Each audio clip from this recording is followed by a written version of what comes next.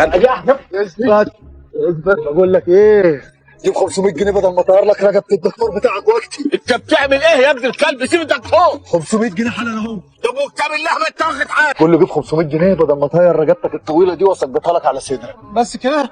اديله 500 جنيه يا استاذ عبد عشان رقبتي الطويله ما تسقطش. ما تجلكش منه يا دكتور، دي عيل بوج على الفاضي. البوج ده ممكن يستعجل دلوقتي ورقبتي تروح يا استاذ عبد اخلص. الدكتور لسه جديد يا رمضان، ما تضيعش نفسك على الفاضي. يعني انا لو بقيت قديم هيبقى عادي. اخلص يا استاذ عبد اديله الفلوس. هي المشكله يا دكتور ان ما معيش فلوس دلوقتي. حلو جو ما معيش فلوس دي. طب اهدى بس يا رمضان. انا ما حدش يقول لي اهدى، ده انا مش صاحي من ضرة التصل اللي ولا عشان حد يقول لي اهدى. انصاص لقالي ايه يا ابن الجزمه؟ الساعه 10 الصبح. يبقى تجيب لك بقى طب استنى 400 جنيه ينفعوا؟ خلص هاتهم ويدي مش فاضيه. ليه كده؟ ما تاخد الامور ببساطه يا رمضان. صح؟ خد يا رمضان، خد اتفضل. مسامح ولا مش مسامح؟ طبعا مسامح. ده انت اخويا طبعا. اتفضل اتفضل يا رمضان، اتفضل اتفضل يا حبيبي.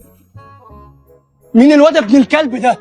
معلش مفيش معلش، الواد ده انا صورته هديه الاسم. الشرطه فين؟ معلش يا دكتور. معلش ايه دي عيال 60 كلب يا استاذ عبديه، ما ينفعش نسيبهم كده. دخل الوحده ازاي اصلا؟ سامح الواد ده ابن مين في البلد يا استاذ عبديه؟ لازم ابوه يعرف اللي بيعمله. ابني. إيه ابنك؟ ايوه ابني.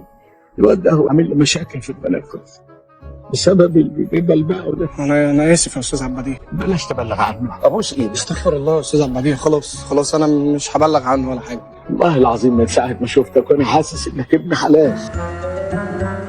خلاص يا استاذ عبديه. انت حلو قوي يا دكتور. انت احلى يا راجل يا طيب. خلاص كفايه بقى. استغفر الله العظيم، انا قلبي كان حاسس. ربنا يقورنا من النت على خير. ده انت وليا واطيه.